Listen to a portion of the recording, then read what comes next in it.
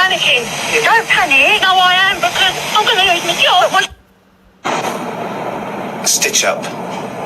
It was a stitch up. Upset. When I lose the small side of games, I'm upset.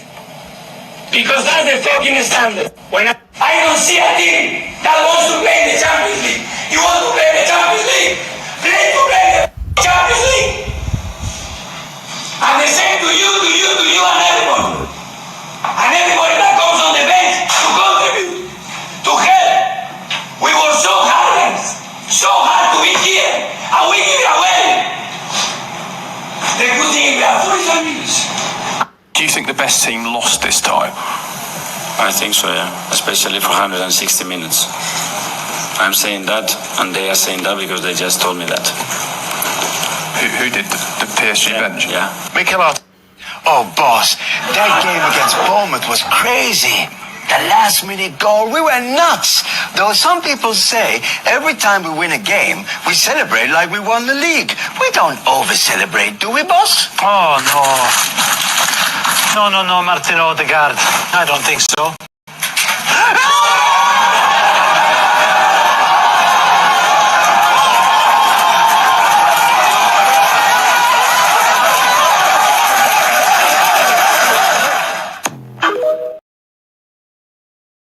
Welcome back, familiar to Northside LDN. We are back in the building. Big up to everyone that's locked in. Big up to Shane as well in the building. Make sure you're subscribing to Shane Guna. Big up to my G.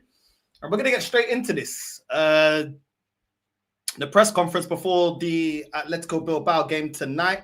I have not seen it, so we're going to get straight into it. I've not heard anything, not seen anything. So, yeah, let's get straight into it. Where is it? There we go. Share. There we go.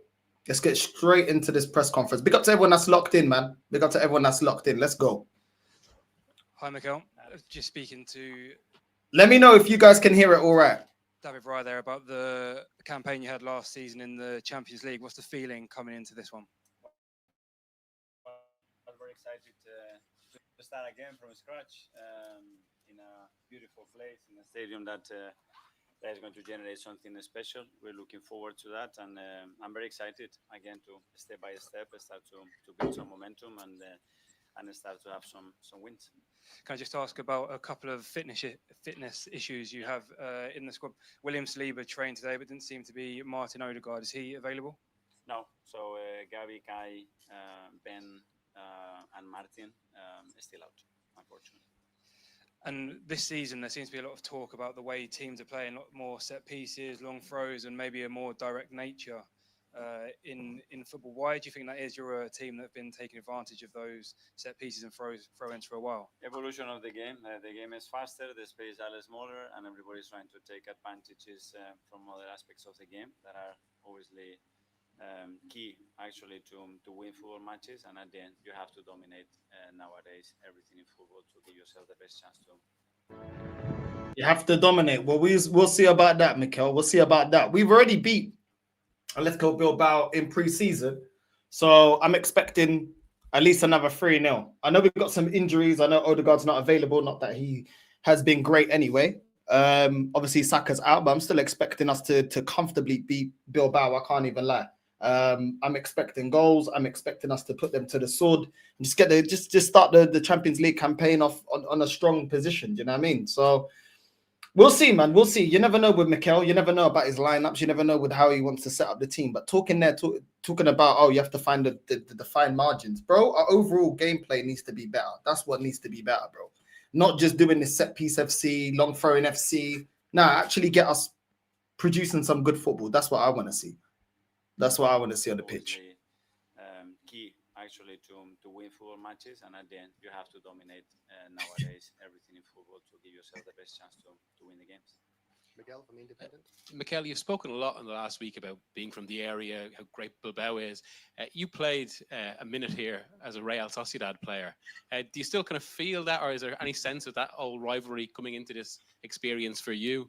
And because obviously there's actually quite a strong Real Sociedad contingent. Yes, of course. We land in Bilbao. That's normally where I land when I go back home to San Sebastian. It's an hour drive from there. All my family is from there, and you just sense the passion, the rivalry, the football atmosphere, and great to be here. Never been in this stadium before, so good experience.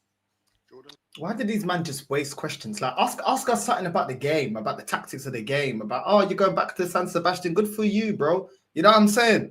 Like, I honestly don't really care. I feel like so many times they waste questions on irrelevant questions, bro. Talk about the game. Do you know what I mean? Cool. Saka's out, Odegaard's out, Ben White's out. Cool. We got certain injuries. We should still be able to deal with that regardless, innit? We should still be able to deal with that regardless. We still got enough firepower to be able to beat Atletico Bilbao, even with Saka out. Odegaard, Eze is a better number 10 in my opinion anyway. So it's not really a loss like that. Do you know what I mean? Ben White, Timber's a better right back anyway. So we should be able to weather those storms anyway in terms of injuries. But talking about him going back to, listen, great for you, your family's, no one cares. Let's have some footballing questions. Let's not por amor de Deus, para de gastar more tempo, yeah? Let's continue. Hi, Mikel. Can I just check, has Martin flown out with the team, or is he back home? He's back home. Just how important, I know you've spoken about it before this season, but rotation, especially this year in the Champions League, is it a case of we're not going to see the same starting 11 in every game in the Champions League because there's a chance to rotate and give other players a rest and other players a chance? Yes, well, it would depend on the availability of the squad, the form of the players. Now, unfortunately, we have a few players already out, so that is already limited in certain positions. But hopefully, we come to the point that the competition and the level of performance of the players is that high that we are able to do that very efficiently to win more football matches. That's the objective. And with Kai and Gabby out, kind of Victor's on his own up there, are you going to have a chance to be able to rest him at all and bring other players into that role? Or do you think he's going to have to leave the line now for a while without a real rest? Well, let's see it against Forest at the end. Mikel played as a 9. We have Leo can play there. We have other options or formations that we can adjust to that. At the moment, Victor is doing really well, so really happy with that. Isan, Daily Mail. Hi, Mikel. Well, to be fair, he did rotate some players and give Gyökeres a bit of a rest, bringing him off as well in the 68th minute. So yeah, to be fair to Mikel, he took off Eze as well to give him a bit of a rest.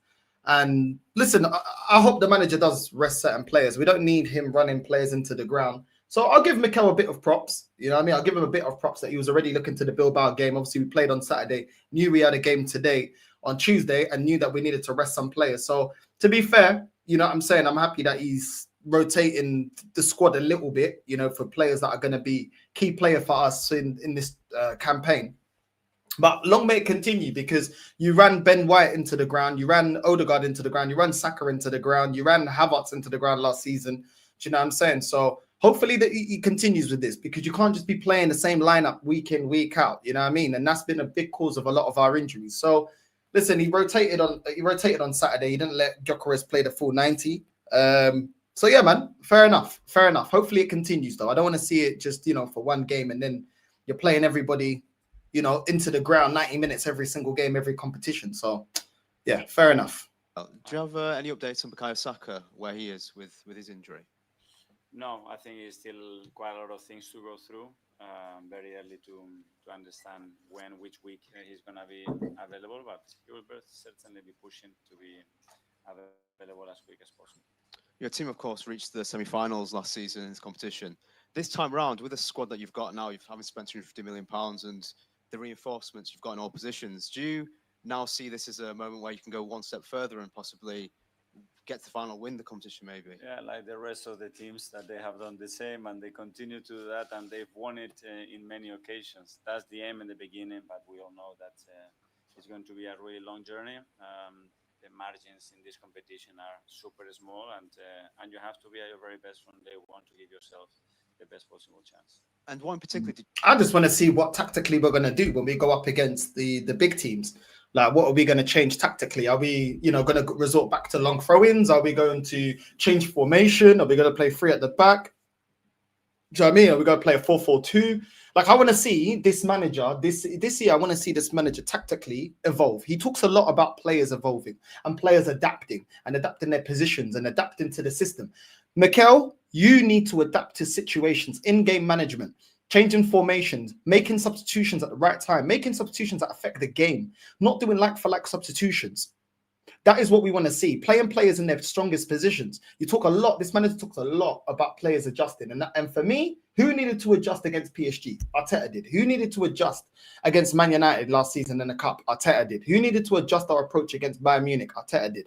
These are the situations and the games that I look at the manager and I say, what are you going to bring to the table to get us over the line?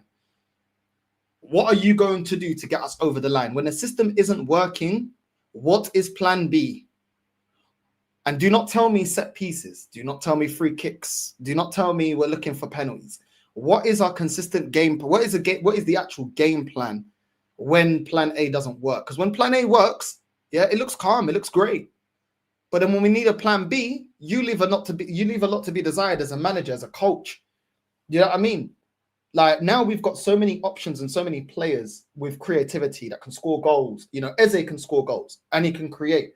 You got Dalman that can create or draw fouls in the penalty box. You got Ethan that can score and be direct and cause trouble. You got Gyökeres that can score. Do you know what I mean? You've got multiple players that can cause trouble. You know, Odegaard, I think he's more of an 8 than a 10, but that's somebody that sometimes can create opportunities as well. So we've got creative players. We've got players that can score goals. We've got players that are direct, that can cause trouble. Now it's all about the manager getting it all together and making sure that he figures out our best starting lineup. Eze at left wing, sorry, Mikel, that ain't going to work. That ain't going to work for me. I don't think it's good enough. You know what I mean? But we'll see. We'll see. We will see if he's actually evolved tactically, because I actually think we've become stagnant over the last 2-3 years. I think our football's become stagnant. The ideas have become stagnant. A lot of players' careers have become stagnant. A lot of them actually falling off. Let's just be honest. Let's just be honest about it. Martinelli, Havertz, Jesus. There's a lot of players that have declined. Odegaard. So we'll see, Mikel, because you talk a big game, and then when it's crunch time, you get very defensive and you get butthurt about the questions of you getting over the line. You learned from the competition last season, which you're going to take into this competition this time around. That we are good enough that we can compete against any opposition on the day. And on top of that, that two things have to go your way. You need to have a full squad available when it comes to the most critical moments in the season. And then as well, when the ball has to go in the right moment or with the right decision, it has to be as well, because the margins are so small. So straight off the bat, you're making excuses already. You need to have all your players available. I've seen, bro, at the end of the day, why have you got a bench? Why have you got a bench? Injuries are part of the game. Mikel said this before in previous press conferences. Injuries are part of the game. It's down to you to manage the injuries. It's down to you to play personnel to get us over the line. Then he's talking about us making the final pass at the right time to find the ball and get the ball in the back of the net. Then that goes down to your tactics. That goes down to the way you set us up playing football. That goes down to your in-game management to help us do that. So it all goes back down to you. I mean, I'm sick and tired. I can't lie. I'm sick and tired of this manager always saying that he needs everything to go his way. And won a trophy. And the guy had what? 21 L's in the Premier League? He didn't have all his players. And he managed to win. He managed to win a trophy. Liverpool went to a cup final with kids. They managed to win. Chelsea won a Champions League with a young squad. They managed to win a Champions League, second Champions League. Do you know what I'm saying? Like, I'm not really hearing this because I see other teams getting over the line, even when they got injuries, even when the manager hasn't got all of his players and hasn't got all of that, and they still are able to get over the line to win trophies, bro. So I don't really feel that that's a valid excuse, especially from a manager that's overhauled the whole squad, has got the players that he wanted. He said he's very happy with the summer, the business that we done in the summer. It was exactly the business that he wanted. Can't come out and say all of that and then start talking to us about injuries in year 6 and phase 6. Sorry, that ain't gonna fly no more. That ain't gonna fly no more. It's not gonna fly. I'm sorry. And coming out with these excuses, bro, it's just showing that I don't see an evolution of this manager. I just see him always looking for excuses, always looking for a way to justify failure, justify not getting over the line. If players being injured are such a big thing, then why did you play Saliba when he twisted his ankle? Why did you continue to play Odegaard when he was injured? Why did you run Saka into the ground? Didn't look fit at the start of the season, and you continue to play him. Why did you run Havertz into the ground? Why did you run Ben White into the ground? Why did you run all these players into the ground if it's so important to keep your players fit? I don't understand it. surely you would protect those players. So that's what I'm expecting. Big up to Views, man, for the raid. Big up to my guy Views, man. Big up to my guy Views. Big up to everyone that's just joined. If you need certain players, surely you do not risk players that are carrying an injury. The words of Arteta before, he came out, I think it was a week ago, and he said, we have to see if the player can manage the pain. I think he was talking about Saliba. Do you know what I'm saying? I thought Saliba was out for months. Why is he back so quick? Exactly. Managing the pain. This manager should not be putting a player that's twisted his ankle or a player that's got a big injury, is carrying an injury, and if he can manage the pain. That is not what I want to hear from a manager that is, at the end of the season, if he doesn't win anything, is going to tell me he needed all these players available. Manage the pain. How about let the player recuperate properly and stop trying to inject him up and put injections and trying to numb the pain? How about actually allow the player to heal himself and be back when he's ready to actually perform? How about that? You can't cry about injuries, but then you're the main cause of players getting re-injured. Doesn't really make sense to me. Amy, Athletic. Hi, Mikel.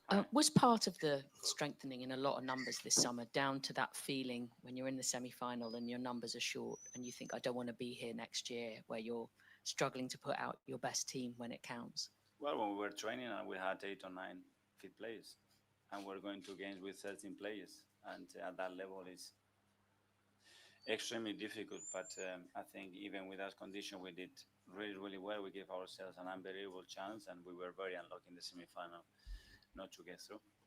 David Ra was just here, and he was talking about how much it almost seemed to still hurt when he thinks about the semi-final and being in that position. I hate to take you back to that moment, but how much does it drive you to have that experience as a young manager where you get so close to the top of the mountain? This guy's still crying about injuries, bro. Still crying about injuries.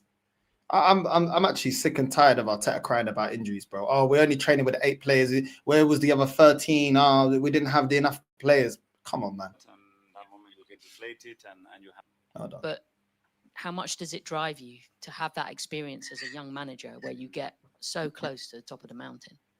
Well, it is that, and that moment you get deflated, and you have to understand what you need to do to put yourself back in the same position and start actions actually that matter to give yourself the chance to achieve that. And that's it. You take a lot of learnings from it. It's painful because it's not only what we feel, it's about the expectation that we created and the real conviction that we had within the club, the team, that we could go all the way because we showed a very high level of consistency and quality throughout the competition, and learn from it and try to be better. Okay. What did you learn from it? Like, the only thing that I've seen that you learned from it is the club went out there, got Berta. Berta was able to get players that walk into the starting 11, but tactically, it's not been looking amazing. It really hasn't been looking amazing. So tactically, what have you learned as a manager? Like I said, I'm no longer looking at the players. I'm looking at the manager now. This team is good enough to win a major honor. It is strong enough with a manager that is tactically clued up. This team is good enough to win trophies. The squad is there. Is it perfect? No, the squad is not perfect, but there's enough strength there. There's enough talent there to win something. We have got a very good defense. We've got a midfield now that you can actually have balance in. You can have Odegaard in the 8. You can have Eze in the 10. You can have Zubamendi in the 6. You can change that around if we're winning 1-0 and we only got 5 minutes of the game. You can bring Declan Rice on for Odegaard. You can do so many different things with this team. You got Darwin there, you got Gyökeres there. So I'm no longer looking at the squad anymore. I'm looking at the manager. You're talking about you've learned. I'd like to see what you've learned tactically, because you've made certain additions into the squad, and I don't feel like you're getting the best out of those certain additions that you brought in. I think Mascara's done well. Obviously, you're not going to play him. He's playing as a centre back. He's done well. Cool. Do you know what I'm saying? So far, Zubamendi, you know what I'm saying? He had a good game against Nottingham Forest. We'll see how that goes. But I'm talking about the attacking players, the players that get you over the line, the players that win knockout competition, the players that get you the goals, that make opportunities for your front line. I don't think as a left winger is the answer. I don't feel that the team is creating enough opportunities to find Gyökeres on a consistent basis. So I don't know. tactically, I'm still looking at the manager thinking, I don't know what tactically you're really bringing to the team. I don't feel like, you know, Calafiori should be starting as a left back. I feel like in the Champions League, this guy's going to get us exposed. Every single time this guy is 1v1 with a winger, the guy gets cooked, bro. Let's just be real about Calafiori. He gets cooked 1v1. So I'm looking at what you've learned. You said that you've learned after getting kicked out by PSG. I don't see an evolution in the football, in the brand of football that we're playing. I really don't. I'm sorry. I see an evolution in terms of the players that we've brought in, yeah, but that's two different conversations. A couple more in English and we'll go to Spanish questions. George from BBC.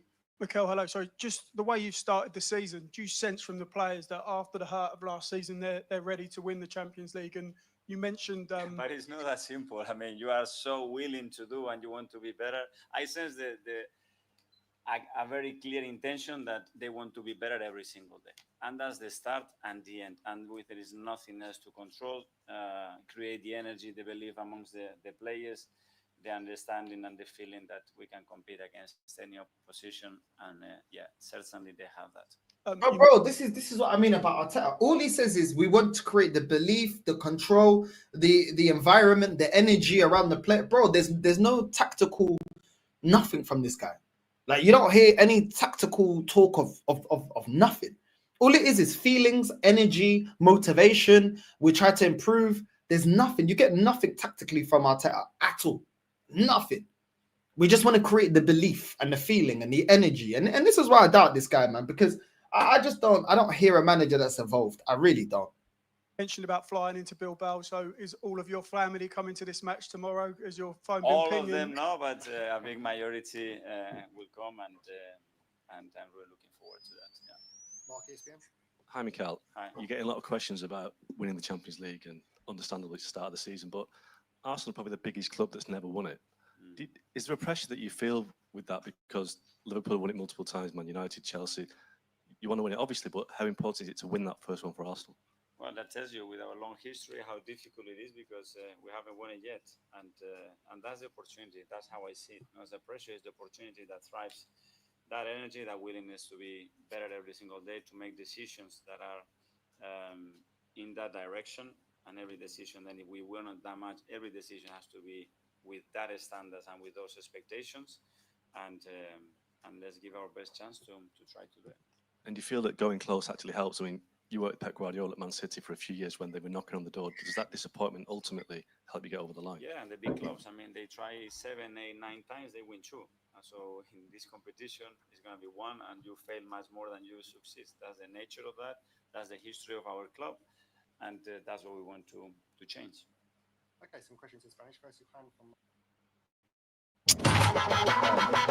Sir, down this guy, bro. This guy, it shows you that we've never won it in our history. That's why you're here, bro. Like, that's not an excuse not to go out there and win it. Do you know what I'm saying?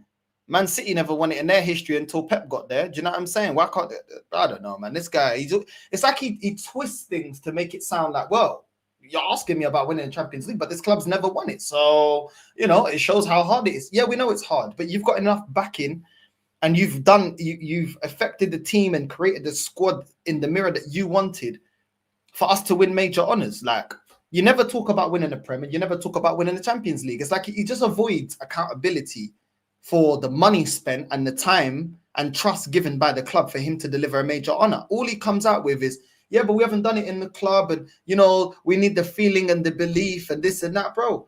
You know what I mean? Like, you need to go out there and win it, bro. It doesn't matter if we've not won it. That's what you're here for. That's your job. To go out there and win things that the club hasn't won, win major honors, bring trophies back to the club. That's your job. That is the whole point. So stop referring to the times we haven't won it. Do you know what I mean? How about go out there and win it? Because you also didn't win us the Europa League. Do you know what I mean? So come on, man. This guy, bro. This guy. I don't know. He always phrases things as if, why should I have the expectation to win something if the club has not won it? Like, why are you here then? Let's go get somebody that's ready to go win it then. Yes, Mikel, good evening. An expert coach like Chinguri Valverde, I don't know whether you heard him, said categorically that you're one of the best managers in the world. What do you have to say to that? And 2, 20 years after leaving Real Sociedad, you come back to your country, this one, to compete, I think, for the first time. What do you feel, although you already mentioned it a little bit in English?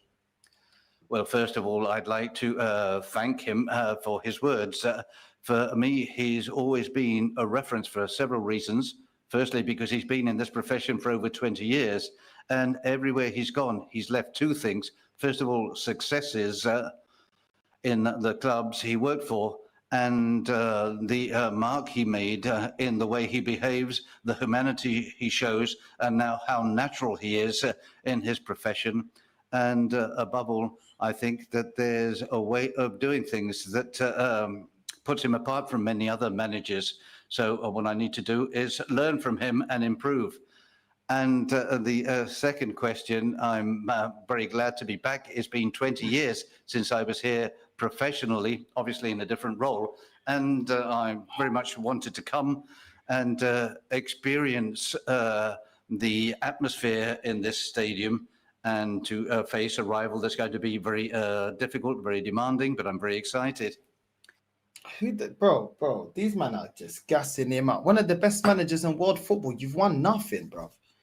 What have you won? Like, I really don't get it. Like, I really don't get it. What? Because the league position, because of finishing second, back to back. These men love glazing Arteta, man. They love glazing this guy up, bro. This guy's won nothing, bro. How are you one of the best managers in world football? What have you done? What have you actually done? Apart from spending money, what have you actually achieved in the game? Like, what is your legacy? Nothing. Being a Nearly man. Being a Brendan Rodgers. Come on, man. These men gas up these managers too much, man. Hello, Mikkel.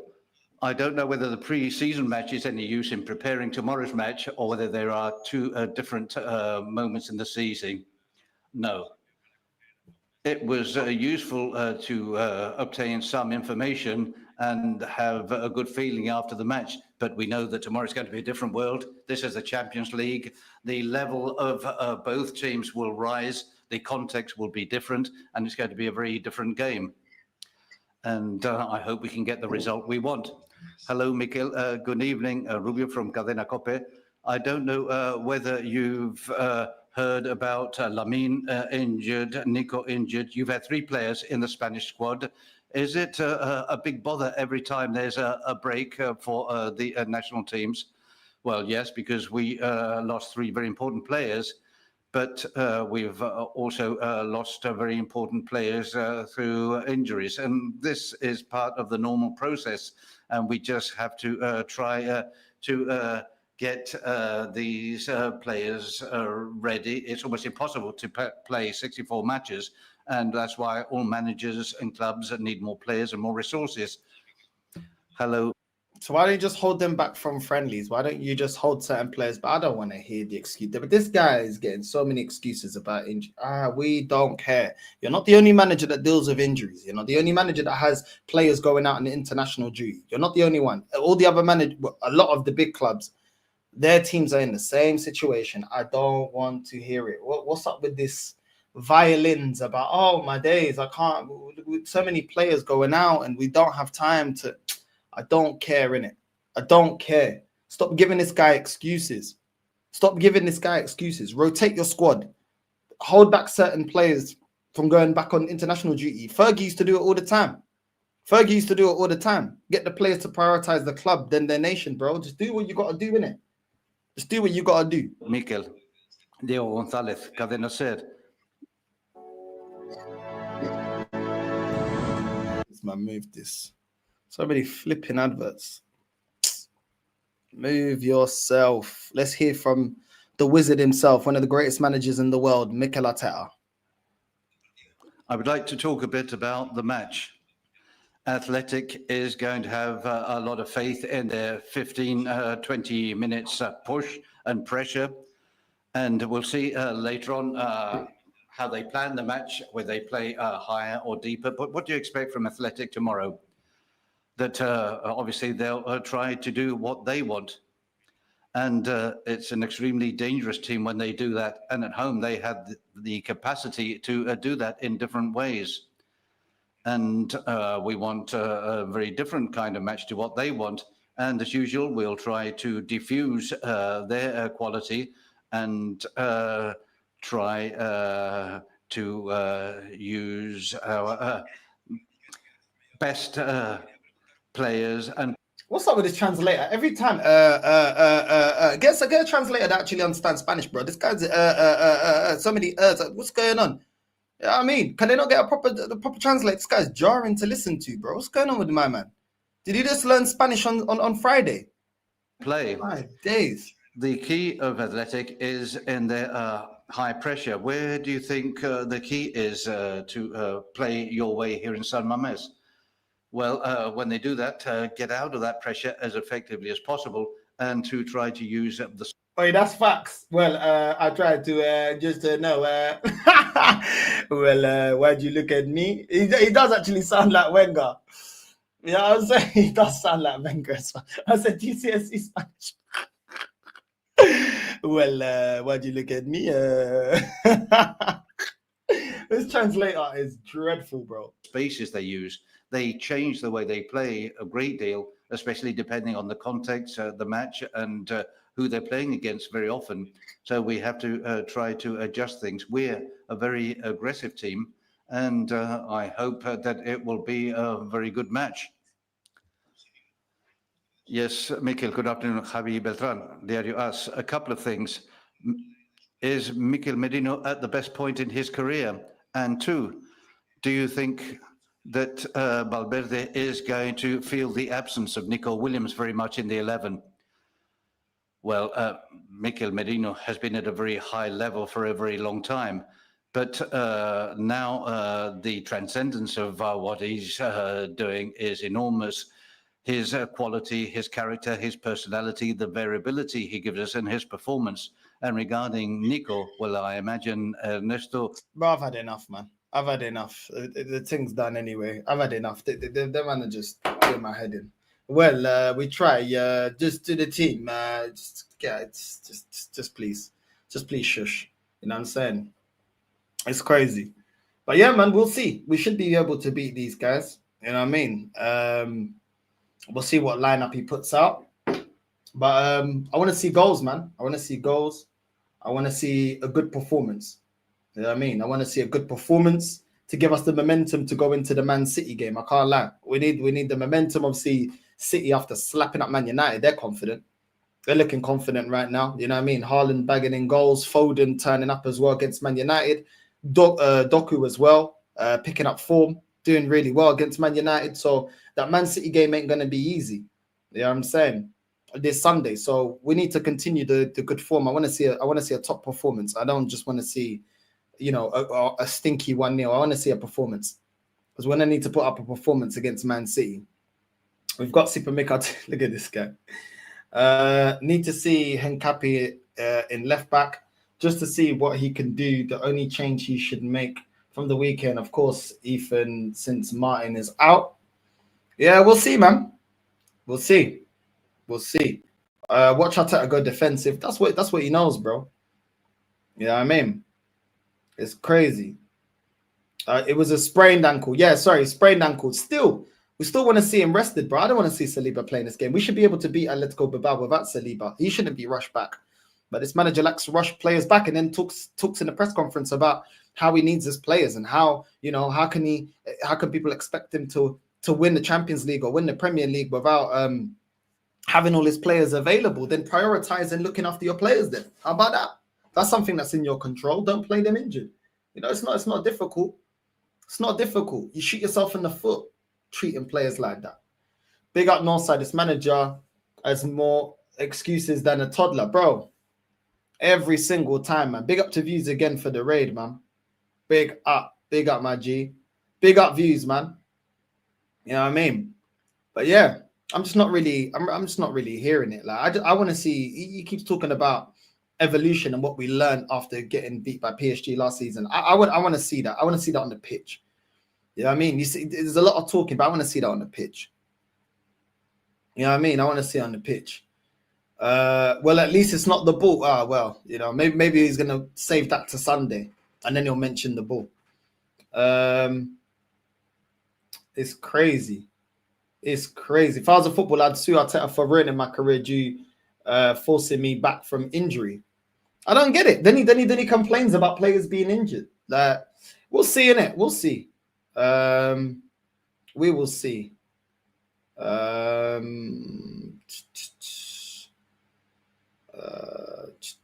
North, there's no point trying to read between the lines with Arteta because it's the same every press conference. I would look how the team and the managers performs each game. Big up, though. Big up, bro. I agree.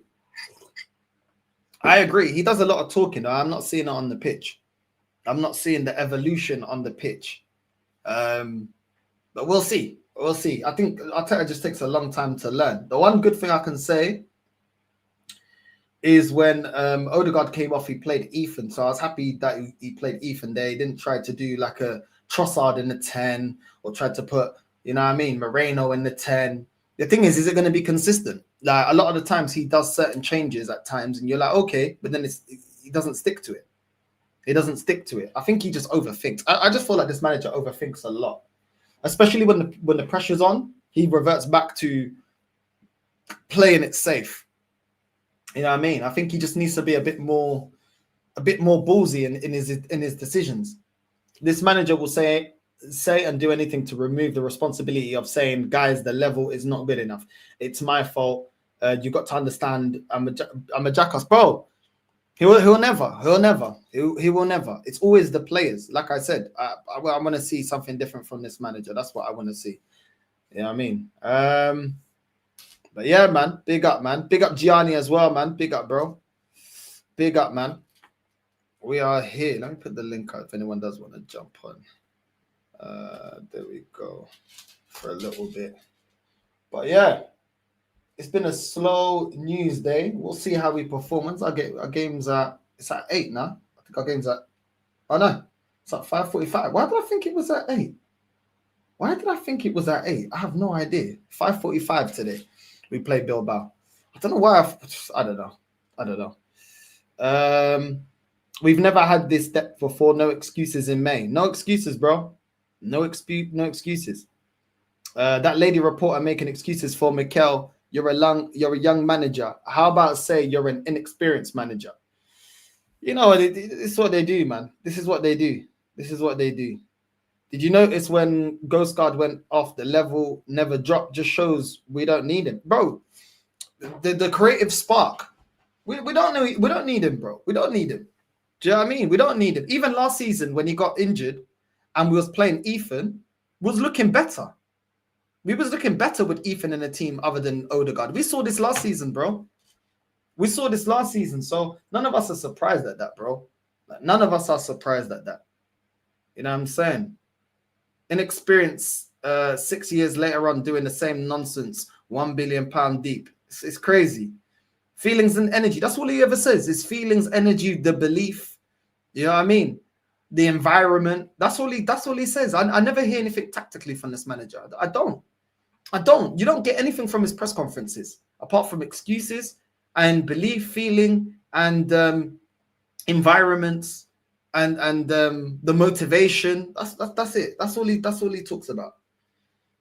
You know what I'm saying? I'm telling you. It's really boring listening to him, bro. He's not like, you know what I mean? This guy's a serious waffler and a politician. Bro, man like Mourinho at least was, bro, he was winning stuff and he was entertaining, bro. He was actually entertaining. This guy, you don't get nothing from him. Belief, opportunity, expectations, ability, confidence, his favorite words to go to. Yeah, bro. It's just like these words that when he learned English, he just like held on to him. He's got like a whole list of of words that he just clings on to. It's crazy. It's crazy. You know what I mean? The club won league title, but he can't do that either. This is it. This is it, bro. This is it. What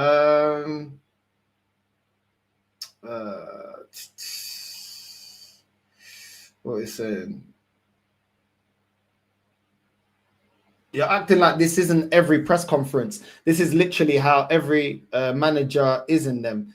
It is why they are utter shit. No one watches them. Nah. Not every manager's like this. This manager's like this. You know what I mean? There's a few of them, but this manager's like this. He's the worst. Arteta's the worst, bro. He's the worst. The next 2 Prem games are very significant. If Arsenal don't get 6 out of 6 points, it's long for the season. Bro, it is long. It is long. Man City, Newcastle, West Ham already know what's going on with West Ham. Fulham, do you know what I'm saying? Man City, Newcastle, they ain't going to be easy. Eddie Howe normally always has Arteta's number. And Man City, well, they're Man City. Do you know what I'm saying? So you can try and sleep on them, but it's dangerous to always sleep on Man City. They're still Man City, bro. You know what I mean? After their performance against Man United, they're going to be confident. Whether you think Man United are dead or not, I know Man United are dead, but the players have got the confidence. You know what I mean? Reinders was cooking. Bernardo Silva was playing some good through balls. Rodri's back. You know what I mean? Doku was cooking. Haaland scored some good goals. Foden scored a goal. Do you know what I mean? So this Man City team right now, the momentum's up right now. So it's a bit long for us. I can't lie. It's a bit long for us. It's crazy. You need at least 6 weeks to truly heal a sprained ankle, depending on the severity. But no, Mikel, we're rushing back. It's what I mean. And then cry about that we got injuries. You know what I mean? It's crazy, bro. Northside Amarim is linked with Benfica. You keep laughing at us for now. Yeah, let him go Benfica, bro. He'll do his thing in Portugal. Just not good enough for the Prem. You know what I'm saying? Fartet is an effing moron. Can't run a proper presser off the cuff. All these prepared Glazer questions. Shut the hell up, bro. It's just long, man. It's just long listening to this manager. Where is it? It is where it is, man. It is where it is. But yeah, we'll see. We'll see what this manager does. We will see. I'm still looking at the Saliba thing, thinking, I don't know, man. I don't know. This just seems dodgy, man. This just seems dodgy. What's this? Aleti, Striker, Williams insist they are not afraid of Arsenal ahead of Champions League clash. Oh, we'll see. We'll see. We will see. I'm sure this game is going to be an absolute bore fest. Arsenal wonder kid could make Champions League history tonight. After making his Premier League debut earlier this campaign, a Arsenal youngster is poised to feature more prominently in the Champions League. Max Dalman has travelled to Bilbao with the first team and has been was included in the squad to face Athletic Club this evening. My guy Dalman, bro. My guy Dalman. My guy Dalman. My guy Dalman. I want to see an improvement in getting Gyökeres involved in the game. That's what I want to see. That's what I want to see. Do you know what I mean? That is what I want to see. But yeah, man. We'll see how it goes. We will see how it goes. We'll see what the lineup is. I just why is Saliba starting, bro? We don't need him for this game, bro. We don't need him in this game. We're just rushing him back for no reason, man. Big up to LB for the raid, man. Big up to LB for the raid. Just rushing him back for no reason, man. Honestly. But yeah, man, I think we win this game against Bilbao. I think we win the game comfortably. I can't lie. I think we win the game comfortably. I just want to see improvement by certain individuals. That's what I want to see. I want to see individuals performing a lot better. That is what I want to see. I want to see more from Gyökeres. I want to see him getting service. I want to see him getting more involved in the game. I want to see Eze playing in the 10. You know what I'm saying? Madueke, listen, he can play against Atletico Bilbao. It is what it is. Like, man, I already know I'd rather see Dalman and Ethan start Ethan on the wing. I'd probably play Ethan on the wing. Obviously, Odegaard's injured. But I want to see Eze in the 10, man. I think we should be getting the most out of him. Hincape as well. I want to see Hincape. I want to see how good he is. Do you know what I'm saying? Yeah, big up, man. Big up to everyone that's joined from LB. Big up for the raid. Big up to LB for the raid. Big up to everyone that's joined. But yeah, I want to see this in Hincape, bro, because everyone that's watched him, a lot of people that's watched him have been talking good things about Hincape. So I'm like, okay, well, everyone's gassing him. Let's see how good he is. Do you know what I'm saying? Let's see how good he is. Like, I like to give players that come into the club, I like to give them like 12, 13 games for me to be like, okay, let me see what you do on a consistent basis. Do you know what I mean? Let me see what you bring to the team. It's the same thing when we had Calafiori and Timber because of the injury to Timber. Do you know what I'm saying? I gave them both the same amount of time to see how good they are. I could straight away see that Timber defensively was very good. 1v1, extremely good. Going forward, he was good. He's decent cross on him as well. Doesn't negate his defensive duties when he goes forward. Everything that I couldn't say about Calafiori. So Hincapié, it'll be interesting. I want to see him start this game. This is a game that we're expected to win. And I want to see him start. Ethan as well. I know he didn't have the best preseason. This is definitely a game that he can get some confidence in. This is definitely a game he can build some confidence. It'd be cool to see Lewis as well in the midfield. That would be cool. You know what I'm saying? I don't think that's going to work. Under this manager, I don't think he's going to play him there, but we'll see. We'll see. Northside, what's good, bro? It's been a minute. Nah, calm, bro. Just here, man. Just here. You know what I mean? People jumped on Calafiori too much, though. He got injured early on, like Timber did his first season. Nah, bro. Nah. Let's not do this. Calafiori is horrendous defensively, bro. He is horrendous defensively. And against Forest, every single time that Ndoye was running at him, he was winning it. He was losing his duels every single time, drawing fouls, bro. This guy has been a calamity bird times. I've seen this guy giving up. I've seen this guy get exposed, yeah, by flipping Leicester and teams like that, bro. This guy's not good enough, bro. This guy's not good enough. I'm sorry. Nah. Calafiori is a liability defensively. Going forward, yes. Going forward, he's got a pass. He's decent at crossing. Like, he offers a lot going forward. I'll give him that. You know what I'm saying? I remember the goal he scored as well a season or so ago against Man City. So going forward, you can see that Calafiori, he looks more of a natural winger than an actual fullback. Defensively, he gets cooked every time. Which is why we was comfortable with Skelly at left back over Calafiori, because this guy is not that great.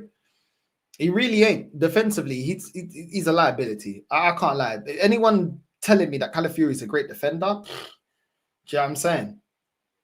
I don't know what you're talking about. Skelly is better defensively. I would start him against Bilbao. Well, Hincapié can play there. So why not play Skelly in the midfield? Skelly is a natural midfielder.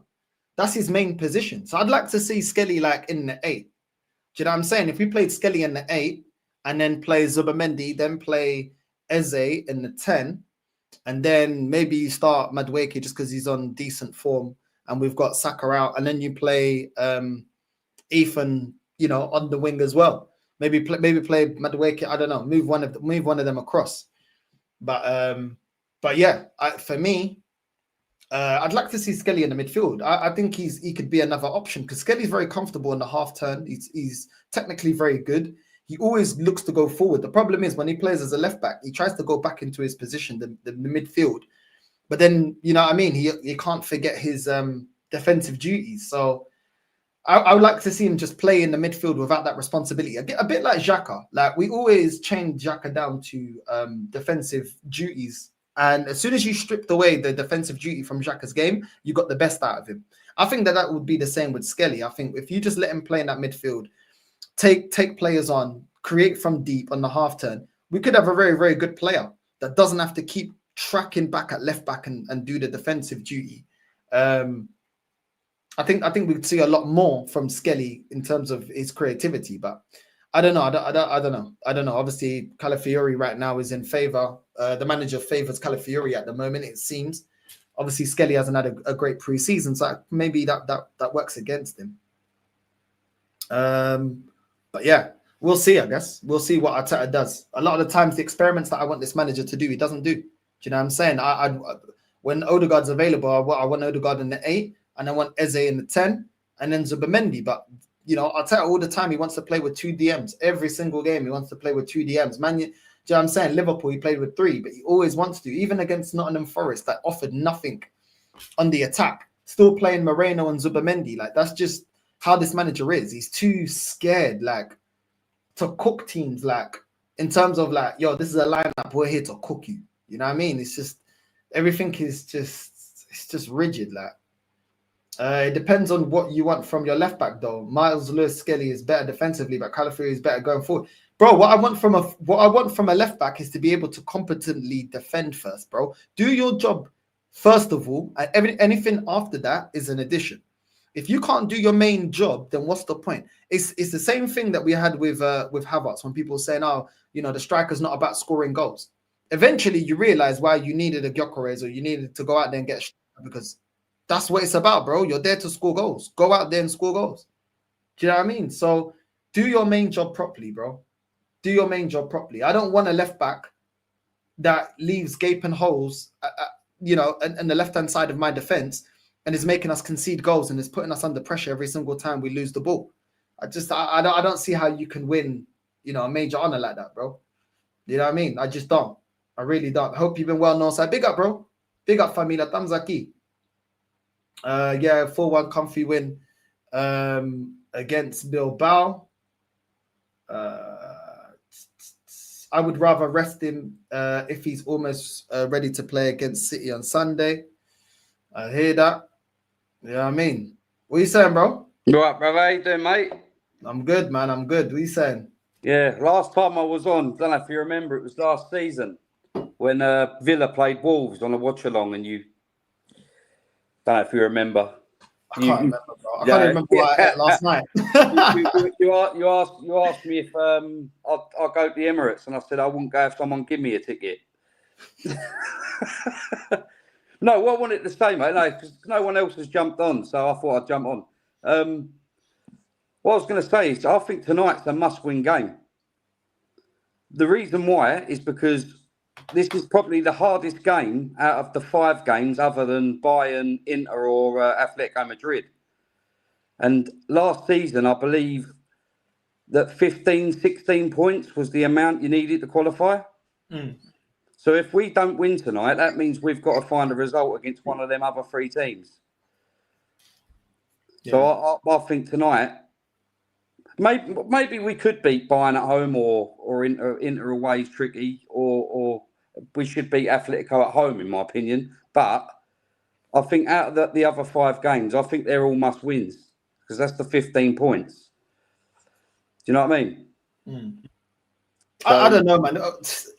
Like, I'll be honest with you, bro. Like, deep down, I just feel like it's hard to care because I just don't feel like we're prepared to win a competition like this. And what I mean by that is the manager. I don't see him tactically doing what we saw last season, you know, like PSG up against Barcelona, both managers tactically changing things in game. Do you know what I mean? Going at halftime, changing it, you know, and approaching the game differently. I felt like you saw 2 tacticians there, Hansi Flick and Enrique. And I feel like a competition like this, you need a manager that makes the difference and a manager that makes the right changes at the right time.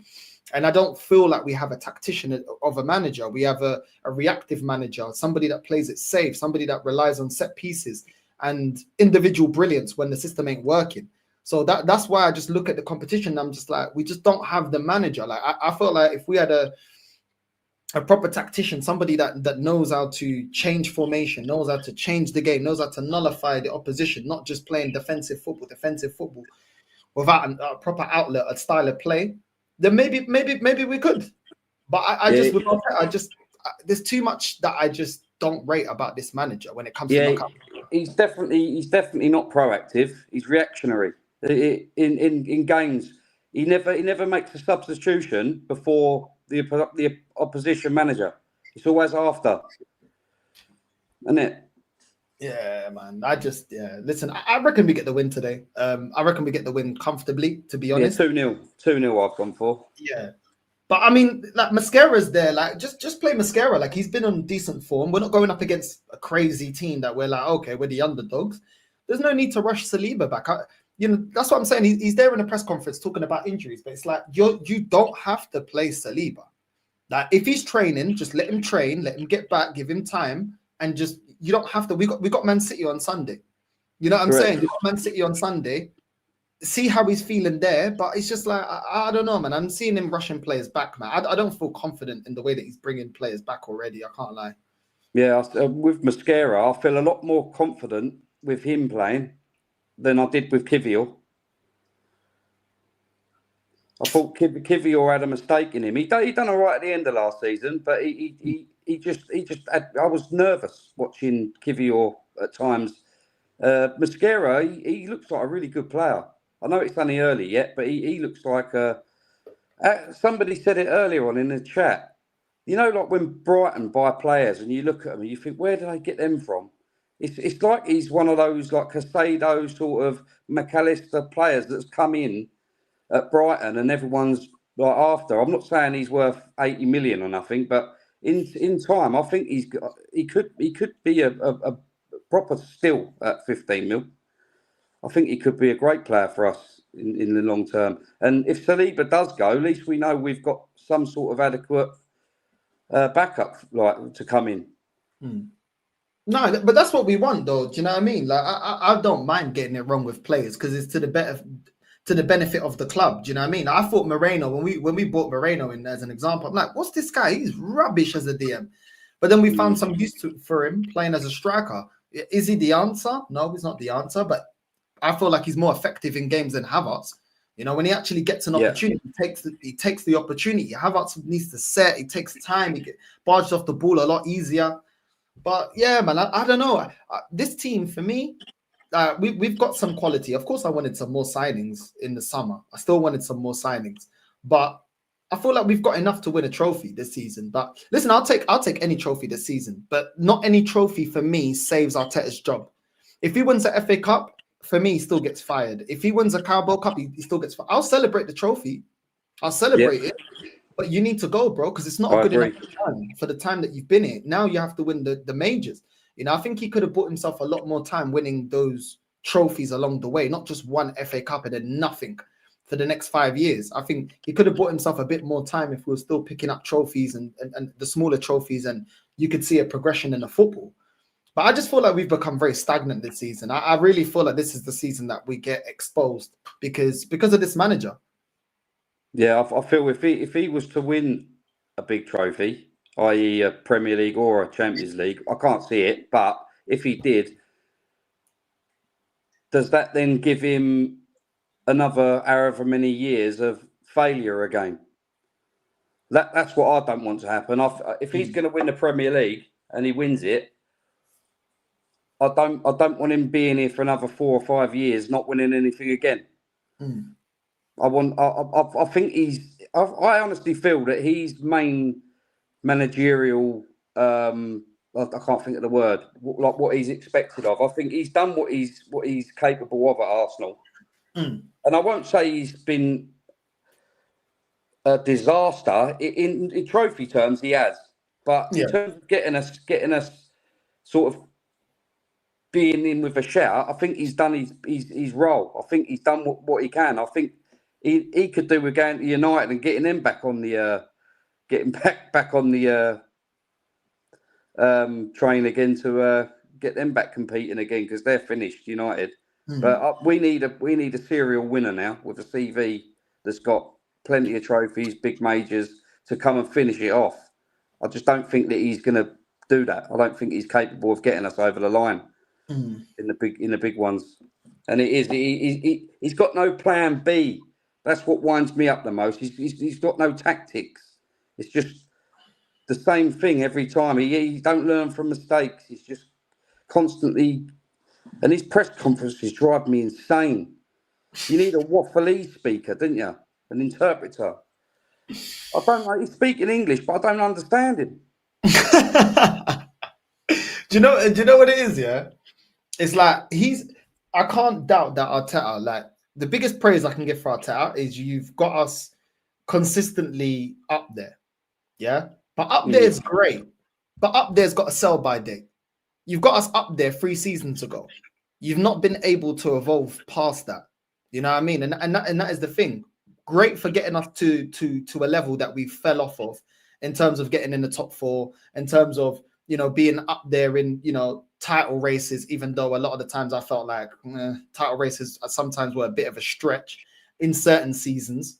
But at the same time, it's reached this limit. Like, do you know why? Because we go into this season and we're still playing Martinelli on the left. Like, why would you continue doing that this season, that you have to win something? It just doesn't make any sense. I don't see the evolution in that. Starting Martin Odegaard in the 10 when you've got flipping Eze there. I don't see you learning from your past. Playing Calafiori at left back as if he's not a liability. don't understand that. Playing Marino in the midfield or in the number 10, I don't see the evolution. I don't see the logic behind that. And that's where I doubt this guy, because I see the same mistakes that you made a season ago, 2 seasons ago. You continue, but now you've got better options. So what are the excuses? You don't have to start Martinelli. You don't have to start Odegaard. You don't have to start Calafiori. You don't have to start these players. You don't have to bring Saliba back right now with the additions that you've got. But you still choose to make the wrong decisions, even when you've got different options on the bench. And this goes back to what I called him out last season. When you had Ethan on the bench that could have started as a number 10, when Odegaard's performing shit and Ethan was doing well in the cups, you continue to start Odegaard in the Prem.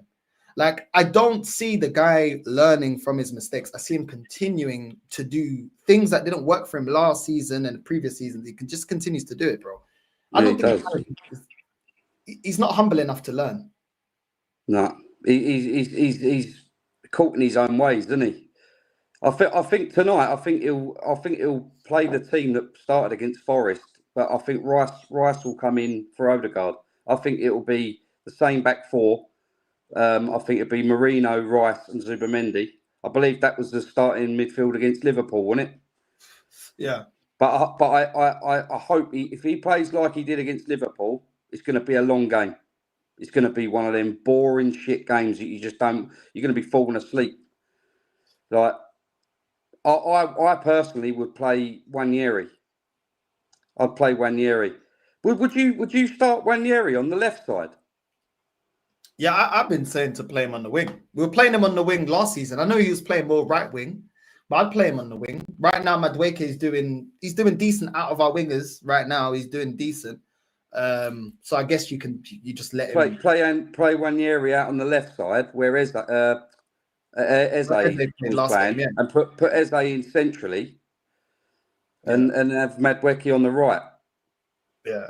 For me, my starting lineup, I know everyone keeps crying about, but he's a young player, For me, Arsenal's best team, for me, is obviously Gyökeres.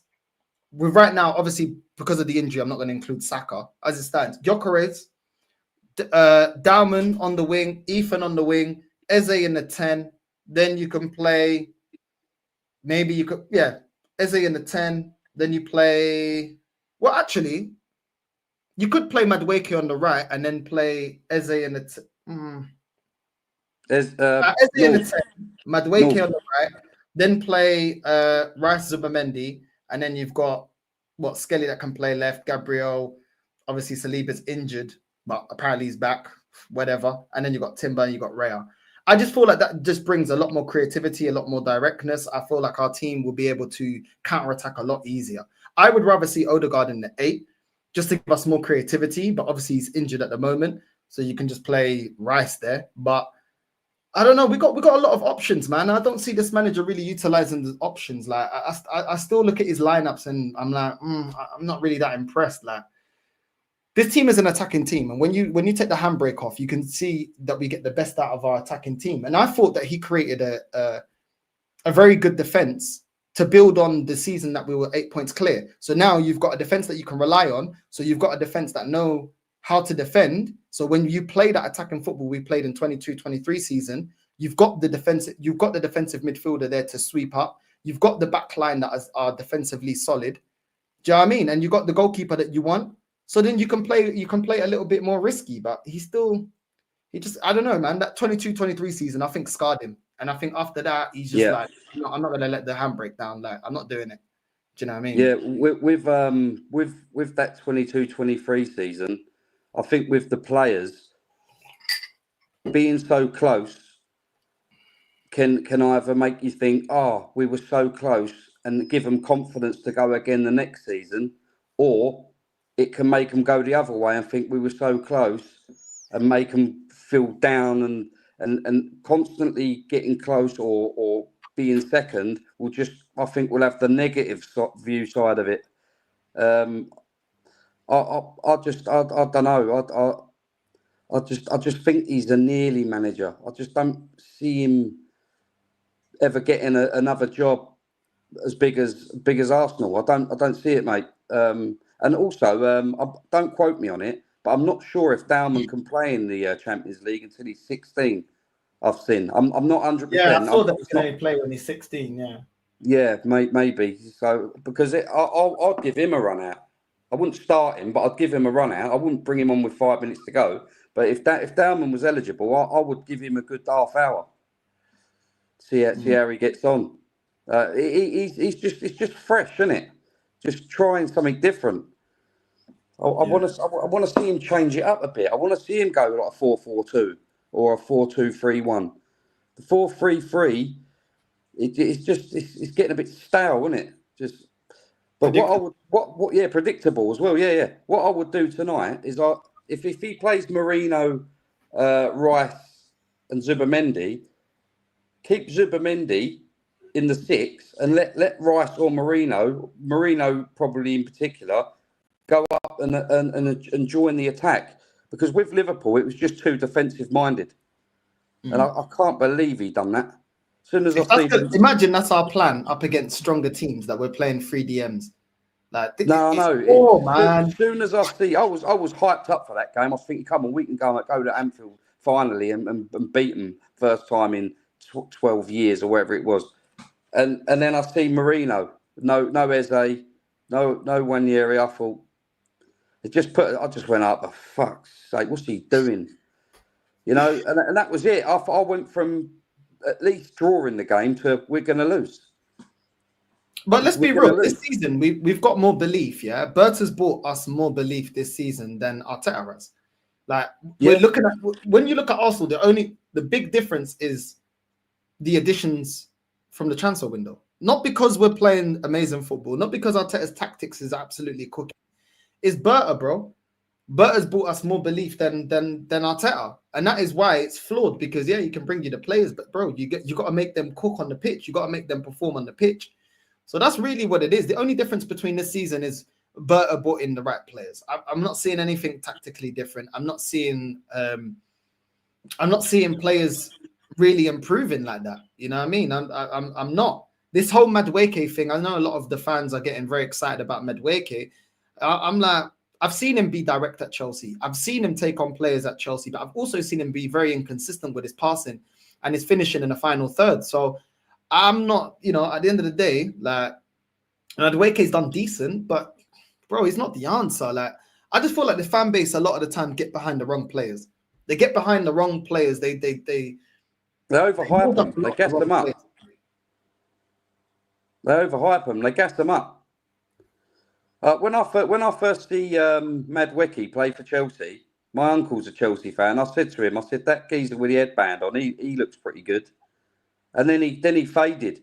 I'm hoping that we get the Madueke that I originally see at first at Chelsea, because I thought he was shit after a while at Chelsea. I just thought he was not producing anything.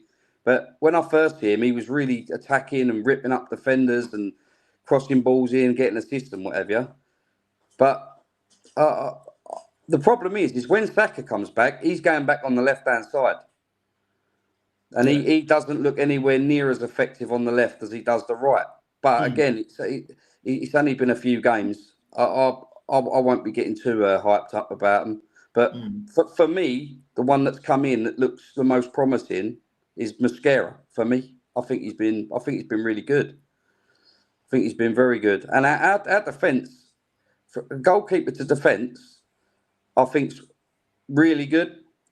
And I just think we need a top manager. If a top manager come into this club, an Ancelotti, someone like that, I think we'd win trophies. I think that's the problem. Arteta needs to change his style and go out attacking. If we play like we did 22-23, I think we would win something this year. I really do. I just think Arteta's holding this squad back. The squad depth is the best it's been in a while, in my opinion. And the quality of the bench is probably the best it's been for quite a few years. But will we win anything? Time will tell. Time will tell. But if he don't win anything this year, he's got to go. He's got to go. It is what it is, man. As soon as he got rid of Xhaka, he's like, yo, we're going to replace the Xhaka role with a defensive midfielder. Do you know what I mean? Take away from our attack. We used to have a number 10 and a number 8 that constantly goes forward. I mean, Declan Rice does go forward, but he's not a great ball carrier. He's not good on the half turn. He's not creative. Do you know what I mean? He's a box crasher. Yeah, I mean, and that's no offense to Declan Rice. At the end of the day, he's a DM, innit? He's more of a traditional DM. Sometimes you crash into the box, get a little header. But the way that Xhaka could create and cause panic in the final third at times, we missed that. And when he went away from that, we've just become more rigid, because we've just sacrificed a creative type of midfielder, a midfielder that takes on players and asks questions of the defense, for a more defensive-minded, sit back, you know, kind of be a bit more pragmatic kind of midfield. And I think that was a big, big difference.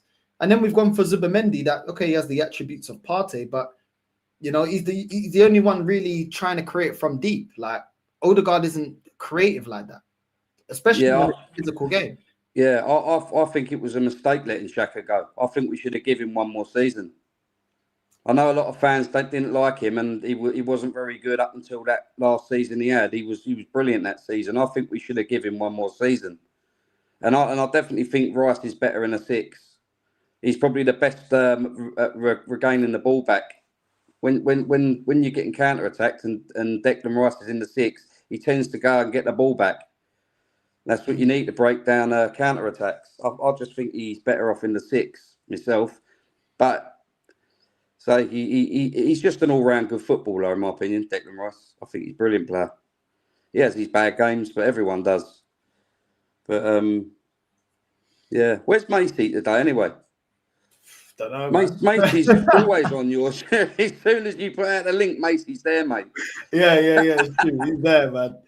He's there. He's religiously in the chat, man. You know what I mean? I'm not the best talker, mate. I'm as common as cow shit, mate. But I thought I'd jump on because no one had. I thought I'd leave it a while. No one's jumped on, so I thought I'd jump in, mate. No, I hear it. I know it's still working hours for a lot of people as well. So some people are working, some people, you know what I mean, college, doing their thing. And yeah, man, just having a chat. But I man, I don't know. It's just, it's hard to not feel like the inevitable's coming. It's hard to not it's hard to be excited when it comes to Arsenal. Like, I just feel like the end is near all the time, because I just don't believe in this team. I don't believe in this manager. I just don't trust him, man. I really don't. And I feel like we're just holding ourselves back so much in terms of our attacking ability. Like, we could be playing some really good football if we were brave enough. And I think Arteta, he's just not brave. Like, he's not all or nothing. Like, you know what? Now we're getting the 3 points by hook or by crook. We're getting the 3 points. Like, we're not. He just settles for draws and settles to just trying to control games. And I don't know, man. I just don't see him 100%. This guy is not good enough to be winning us cups and stuff like that. Must win games, man. Like, I don't know. I don't know anymore with this manager. I really don't know. Like, I just want him gone this season. If he doesn't win a major on, I just want him gone now. Like, give this squad to somebody that can do better with it. Like, I'm tired of players regressing. I'm tired of players being played out of position. I'm tired of us going out there and getting players that improve us and not playing to their strengths. Like, I just want a manager that knows how to put out the right lineup, make the right substitutions, and knows how to produce at the crunch end of the season. I don't know, man. I don't know. Yeah. It's all down to an experience. It's all down to an experience. And he, like people say, he's learning on the job, and he still is. He still is. I think he's got a lot to learn. Yeah, I didn't want Arteta in the first place. And the reason Arsenal bought Arteta in was because he was Pep's right-hand man. And they thought he was going to bring all of his tactics with him and get us doing what City have done. And it don't work like that. You can't beat Pep at his own game. If that was what they were thinking he was going to do. There's no way he was going to come with Pep's tactics and beat Pep at his game. It weren't happening. We should have gone for a proper seasoned manager. Proper one that's won major trophies. That's what we need. What we need. I know, but a lot of the fan base are still making excuses. They're talking about context. If we don't win the league this season, then we're not too far off Liverpool. that I expect to win the league, then they're saying, "Oh, give it another go." And I'm like, "But you guys continuously say this every season. When is this going to stop?" Going around in circles. And it can't get any better from well, it can if he wins it, but if he's not going to win anything or win anything major, it's gonna keep being, "Oh, go next season, go next season." It's just going to keep going around in circles, and it can only get worse from that point. It can only get worse because the players get disheartened. Big players will leave, and then you've got to replace them, and then they've got to fit in. It's just if we don't win now, this team will fall apart eventually. They're gonna be all leave. They're gonna leave. Saliba will be gone. Saka will probably go. They don't care about loyalty nowadays. They don't care. None of the players do. I think they'd rather win at Arsenal and stay, like Saka, for instance. I think he'd rather stay at Arsenal and be winning Premier League titles. But if we're not winning trophies, as he gets older, he's going to be gone. If someone bigger than us comes, like a Bayern Munich or someone, he's going to be gone because he knows he's pretty much guaranteed to win a league title in Germany. I don't know, man. I feel like out of the two, I feel like it's Saliba the one to leave, bro. Like, yeah, Saliba. Yeah, definitely. Yeah. Just out of what both of them said, I think Saka just, you know what I mean? A lot of British players just like staying in England. Maybe, yeah. Like England. But then again, I can't see Saka just deciding in the near future that he's going to go. It might be 4 or 5 seasons time when he gets sort of like, how old is he now, Saka? 24? 24. Yeah, but I think by the time he's 28, 29, that's when I think that he could, if we ain't won nothing by then. But hopefully we'll have a new manager by then that works out. But I hope it works out. I hope we win something this year. I want to win something more than I want Arteta sacked. But even if we win something, I probably still want him gone. Because he should have won a league title already by now. He should have won at least one Premier League by now. He should have won one. For me, it's unforgivable for us to be in this position where we still ain't won nothing, and to see Chelsea win the conference and win the Club World Cup. I think it's absolutely embarrassing because they're Project Youth and they've got over the line to win trophies that we haven't won. You know what I mean? And then to see Newcastle and Crystal Palace, and especially the last dagger was Spurs, man. To see Spurs win something and see this fan base still be chilled about it. It's like, where's the rivalry? Where's the pride? Where's the, that's flipping Spurs. Like, how are they able to win a Euro? Like, it's embarrassing. I can't lie. I think it's embarrassing. It is. And it is embarrassing. They're talking to us crazy because they're looking at us thinking, "Wow." They're looking at us the way we're looking at Man United fans. Man United fans used to have the most elite mentality under Fergie because the manager instilled that mentality. Fergie was the benchmark. You know what I mean? And everyone followed suit. And I feel like since he's gone, a lot of the Man United fans, not all of them, but a lot of them have lost their way. And I think it's the same with Arsenal. Like, that last 10 years of Wenger of not winning major honours, like, the fan base just started to accept that level and those excuses. And I think Spurs fans are looking at us thinking, right, we remember when you guys used to have higher standards than us. Remember when you guys took Sol Campbell? Remember when you guys won the league at White Hart Lane? They remember all these things and they're thinking, right, is this what you guys are sounding Spursy? The fan base sounding Spursy, making excuses, talking about next season, not pushing for success. It's crazy. I never thought I'd see the day where Spurs fans can talk to us like this, but that's what they're saying. You know what I mean? Yeah. I talked to Deji. He's talking to me about when did you win your last trophy? I used to say that to them. We used to say that to them. And they're saying that now to us. Yeah, and Man United back in the day were like the PSG of today. Like they were the ones everyone wanted to beat. They used to win everything. They won everything. They won the Champions League, and in Europe they were feared. No one wanted United. They were like the PSG of today. Apart from Barcelona. Barcelona, yeah. Barcelona and Real Madrid have always been the big boys, haven't they? But Man United, I can't believe the fall off from them. Like, they've won trophies in every team. The so-called top 6 have won trophies since Arteta's been here. I know he got the FA Cup over the line in 6 months with Emery's and Wenger's team, but he broke that apart and he's won nothing since he's had his own team. He's won nothing. Even Newcastle and Palace have won trophies since We're the only team that hasn't. That it is worrying. It is worrying, very worrying. But say we're not in as bad position as United though. That's the only thing I look at. Man United are in big trouble. Big trouble. I can't Man believe United that. in recent years still winning more trophies than us though. Exactly. Exactly. That's what I mean. If that team can win trophies, surely what's the problem? Why are we not winning trophies? Why are we not? Why did we get slaughtered by Newcastle over 2 legs? And I'm all right, 2-0's not being slaughtered, but 4-0 on aggregate is. And Newcastle, we should be beating Newcastle as a club. We've got no right to beat them, but over 2 legs, we should be beating Newcastle in the semi-final. It all points back to the manager. It does. He picks the team. He motivates them. You know, I'm past Arteta. I'm past him. I've gone past him. I don't think he could do anything to make me want to keep him. I'm done with him. I've been done with him for a couple of seasons now. Just done If he with him. wins a major honour for me, I'll give him 2 more years because I'll be like, fair enough. You got over Champions League, I'll probably be gassed out of my mind because we haven't won it. So, Yeah. mate, I'd probably say, yeah, keep him. He deserves to be kept for another Well, season. he'd be a legend, innit? He'd instantly be a legend.